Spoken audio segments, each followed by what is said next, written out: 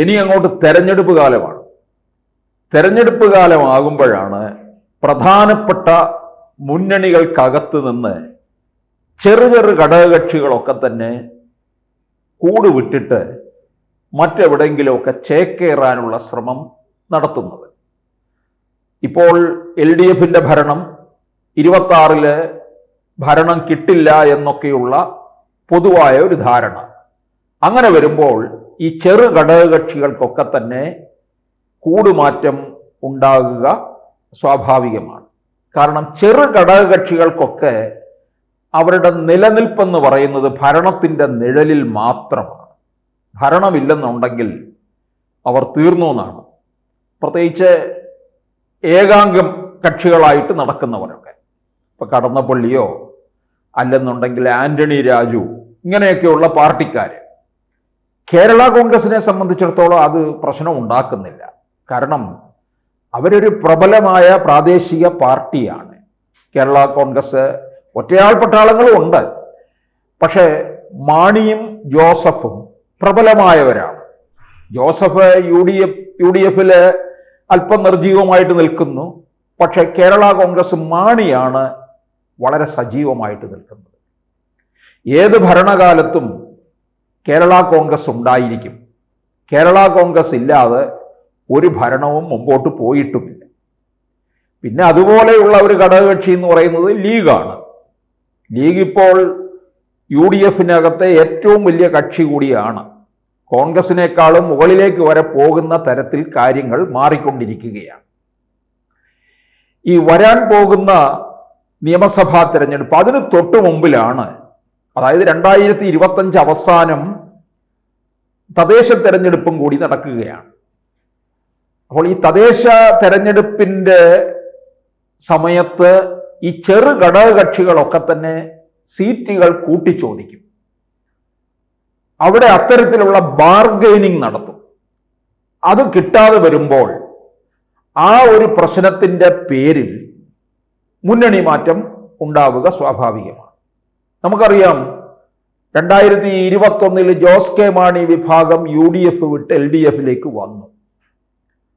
ഈ ക്രൈസ്തവ സമൂഹം ധാരാളമുള്ള ഒരു പാർട്ടിയാണ് കേരള കോൺഗ്രസ്.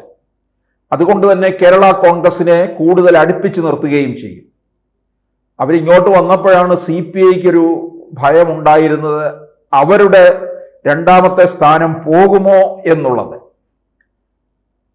പക്ഷേ എന്തുകൊണ്ടോ കേരള കോൺഗ്രസിന്റെ വിലപേശലൊന്നും തന്നെ അവിടെ നടന്നില്ല എന്നുള്ളതാണ്. LDF മുന്നണിയിൽ വിലപേശൽ ഒരിക്കലും നടക്കത്തില്ല.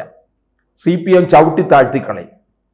നമുക്കറിയാം 2014 കൊല്ലം സീറ്റ് പിടിച്ചെടുക്കാൻ വേണ്ടിയിട്ട് CPM കളിച്ച കളി RSPയുടെ കയ്യിൽ നിന്ന്. പാർലമെന്റ് തെരഞ്ഞെടുപ്പിൽ അന്ന് പ്രേമേന്ദ്രൻ വിഭാഗം RSP LDFലായിരുന്നല്ലോ. VS അച്യുതാനന്ദന്റെ ഭരണസമയത്ത് പ്രേമേന്ദ്രൻ ജലവിഭവ വകുപ്പ് മന്ത്രിയുമായിരുന്നു. അങ്ങനെ പ്രേമേന്ദ്രനും പിണറായി വിജയനുമായിട്ട് വലിയ കസർത്ത് തന്നെ ഇതിനു വേണ്ടി നടക്കുകയുണ്ടായി. കൊടുക്കില്ല എന്നുള്ള വാശിയോടുകൂടി തന്നെ പ്രേമേന്ദ്രൻ AKG സെന്ററിൽ നിന്ന് ഇറങ്ങി. UDF എന്തായാലും പ്രേമേന്ദ്രന് വേണ്ടി കാർപ്പറ്റ് വിരിച്ചിട്ടിരിക്കുകയായിരുന്നു. കൊല്ലത്ത് വന്ന് 3 തവണ മത്സരിച്ച് ഓരോ തവണയും ഭൂരിപക്ഷം ഉയർത്തി എന്നുള്ളത് നമുക്കറിയാവുന്ന കാര്യവുമാണ്. അങ്ങനെ കൊല്ലം പാർലമെന്റ് മണ്ഡലം UDFന്റെ ഇടത്ത് വളരെ സുരക്ഷിതമായ മണ്ഡലമാക്കി മാറ്റുകയും ചെയ്തു എന്നുള്ളതാണ്.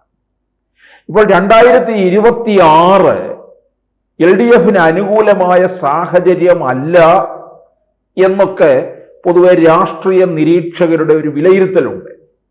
ആ വിലയിരുത്തൽ ഉള്ളത് കൊണ്ട് ചെറു ഘടകകക്ഷികളൊക്കെ മറുകണ്ഠം ചാടാൻ തുടങ്ങുക സ്വാഭാവികമാണ്. പിന്നാമ്പുറ ചർച്ചകളൊക്കെ വളരെ മുന്നേ തുടങ്ങിക്കഴിഞ്ഞു. തദ്ദേശ തെരഞ്ഞെടുപ്പ് കൂടി ഒന്ന് കഴിയട്ടെ എന്ന് പറഞ്ഞ് കാത്തിരിക്കുന്നവരുണ്ട്. തദ്ദേശ തെരഞ്ഞെടുപ്പിന് വേണ്ടി ബാർഗെയിൻ ചെയ്യാൻ തീർച്ചപ്പെടുത്തിയിരിക്കുകയാണ് ചില മുന്നണികൾ. അങ്ങനെ ആ ബാർഗെയിനിങ് നടക്കുന്നില്ല എന്നുണ്ടെങ്കിൽ അതിൽ അതൃപ്തി പൂണ്ട് മുന്നണിയിൽ നിന്ന് ഇറങ്ങാം. ഈ ഇറങ്ങുന്നതിന് ഒരു കാരണം വേണമല്ലോ. ഇല്ലെന്നുണ്ടെങ്കിൽ പൊതുജനം വിചാരിക്കും ഇപ്പുറത്തോട്ട് വരുന്നു 2026 UDF അധികാരത്തിൽ വരുമ്പോൾ. ഇങ്ങനെ ചാടിക്കളിക്കുന്നവരാണെന്ന് പൊതുജനത്തിന് കൃത്യമായി അറിയാം. അധികാരത്തിന് വേണ്ടി മാറിക്കൊണ്ടിരിക്കുകയാണെന്നും അറിയാം. അപ്പോൾ എന്തായാലും ഇപ്പൊ കേരളത്തിലെ LDF മുന്നണിയിലുള്ള 2 ഘടകകക്ഷികൾ എല്ലാവരും അതൃപ്തരായി നിൽക്കുന്നു എന്നാണ് പൊതുവെ ഒരു വിലയിരുത്തൽ. ഈ 2 ഘടകകക്ഷികൾ, അതായത് കേരള കോൺഗ്രസ് മാണി വിഭാഗവും RJDയും അവര് സംസ്ഥാന സെക്രട്ടേറിയറ്റ് യോഗം നടത്തിയിരിക്കുകയാണ്. കേരള കോൺഗ്രസ് കോട്ടയത്ത് നടന്ന സെക്രട്ടേറിയറ്റ് യോഗത്തിൽ കൂടുതൽ സീറ്റുകൾ ചോദിക്കാനുള്ള തീരുമാനം എടുത്തു. അതിന് പിന്നാലെ തന്നെയാണ് RJD കോഴിക്കോട്ട് യോഗം ചേർന്നിട്ട് ഈ നേതൃയോഗത്തിൽ സമാനമായ തീരുമാനം കൈക്കൊണ്ടിരിക്കുന്നത്. അവർക്കും സീറ്റ് കൂടുതൽ വേണമെന്ന് ആവശ്യപ്പെടുന്നു. കഴിഞ്ഞ പഞ്ചായത്ത് തെരഞ്ഞെടുപ്പിന് മുൻപായിട്ടാണ്, അതായത് 2020 പഞ്ചായത്ത് തെരഞ്ഞെടുപ്പിന് മുൻപായിട്ടാണ് ഈ കേരള കോൺഗ്രസ് മാണിയും RJDയും UDF വിട്ട് LDFിലേക്ക് എത്തിയത്. ഒന്ന് ഓർക്കണം. ഇനിയിപ്പോൾ ഇതാ ഈ 2025 പഞ്ചായത്ത് തെരഞ്ഞെടുപ്പിന്റെ സമയത്ത് ഇവരുടെ ബാർഗെയിനിങ് ശക്തം പ്രാപിച്ചുകൊണ്ടിരിക്കുകയാണ്. ഈ ബാർഗെയിനിങ്ങിൽ കാര്യങ്ങൾ ലക്ഷ്യം കണ്ടെത്തിയില്ലെന്നുണ്ടെങ്കിൽ അവർക്ക് അതൃപ്തി പ്രകടിപ്പിക്കുകയും മുന്നണി വിടാനുള്ള ഒരു സാഹചര്യത്തിലേക്ക് മാറുകയും ചെയ്യും. ഇതിനിടയ്ക്ക് തന്നെ കേരള കോൺഗ്രസ് മാണി വിഭാഗം നിയമസഭ അടിയന്തരമായി വിളിച്ചു കൂട്ടണമെന്ന് ആവശ്യപ്പെട്ടു. വന്യജീവി ശല്യത്തിന്റെ തെരുവ് നായി പ്രശ്നവും ചർച്ച ചെയ്യുന്നതിന് വേണ്ടി ജോസ് കെ മാണി വിഭാഗത്തിന് യാതൊരു മറുപടിയും കൊടുത്തിട്ടില്ല. നിയമസഭ വിളിച്ചു കൂട്ടുന്നതിനെ പറ്റി ആലോചിച്ചിട്ടില്ല. അതിൽ അതൃപ്തി പൂണ്ടു നിൽക്കുകയാണ്. കാരണം കേരള കോൺഗ്രസിനെ സംബന്ധിച്ചിടത്തോളം കർഷകരുടെ എണ്ണം കൂടുതലാണ്. അവര് വന്യജീവി ശല്യവും കാരണം കൃഷിയോ ഒന്നും ചെയ്യാൻ കഴിയാതെ ജീവനിൽ പോലും ഭയത്തോടു കൂടിയാണ് കഴിയുന്നത്. അപ്പോൾ ഈ സാഹചര്യത്തില് ഈ 2 പാർട്ടികളും RJDയും അപ്പൊ ഈ പഞ്ചായത്ത് തെരഞ്ഞെടുപ്പിന് മുൻപായി ഇവരെ തിരിച്ചു കൊണ്ടുവരണമെന്നാണ് UDF ആഗ്രഹിക്കുന്നുണ്ട്. UDFിനെ സംബന്ധിച്ചിടത്തോളം അവർ കഴിഞ്ഞ ദിവസവും പറഞ്ഞു, മുന്നണി വിപുലീകരണമാണ് ഏറ്റവും പ്രധാനം. അതിനുവേണ്ടി ലീഗ് എല്ലാ തരത്തിലുള്ള വിട്ടുവീഴ്ചയും ചെയ്യുന്നുണ്ട്. അനൗപചാരിക ചർച്ചകൾ പലതും നടക്കുന്നുണ്ട് എന്നുള്ളത് ഓർക്കണം. അതുപോലെ തന്നെ കാര്യമായ ഒരു പുരോഗതിയിലേക്ക് എത്തിയിട്ടില്ല. പക്ഷെ ഇവിടെ LDFിനകത്ത് നിന്നുകൊണ്ട് ഇക്കാര്യത്തിൽ ഒരു വിലപേശൽ നടക്കുമ്പോൾ കാര്യങ്ങൾ ചിലപ്പോൾ മാറാനുള്ള സാധ്യതയുണ്ട്. അതുമല്ല, CPMനോട് വിലപേശാനുള്ള നീക്കം 2 പാർട്ടികളും അങ്ങനെയാണ് തുടങ്ങിയിരിക്കുന്നത്. കോട്ടയം, ഇടുക്കി, പത്തനംതിട്ട, എറണാകുളം എന്നീ സ്വാധീന ജില്ലകളിൽ മത്സരിക്കാൻ കൂടുതൽ സീറ്റുകൾ കൂടിയേ തീരൂ എന്നാണ് കേരള കോൺഗ്രസ് അഭിപ്രായപ്പെടുന്നത്. അതുപോലെ എല്ലാ നിയമസഭാ മണ്ഡലങ്ങളിലും 5 അംഗ സമിതിയെ പാർട്ടി നിയോഗിച്ചു. വിവിധ തദ്ദേശ സ്ഥാപനങ്ങളിലായിട്ട് 356 അംഗങ്ങളാണ് ഇപ്പോൾ പാർട്ടിക്കുള്ളത്. CPIക്ക് 1283 അംഗങ്ങളുമുണ്ട്.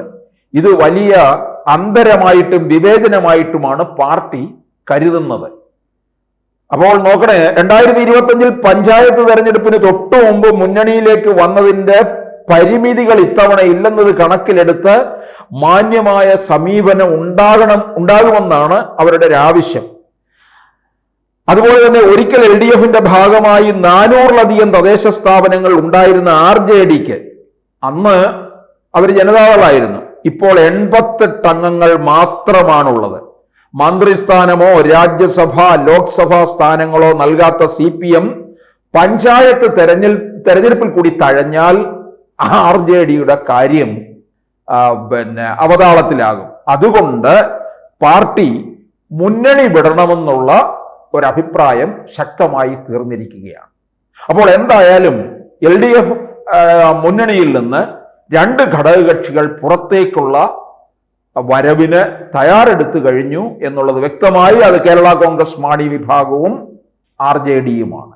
കൂടുതൽ വാർത്തകളും വിശേഷങ്ങളും നിങ്ങളിലേക്ക് എത്താൻ ABC മലയാളം സബ്സ്ക്രൈബ് ചെയ്യുക, ബെൽ ബട്ടണും അമർത്തുക.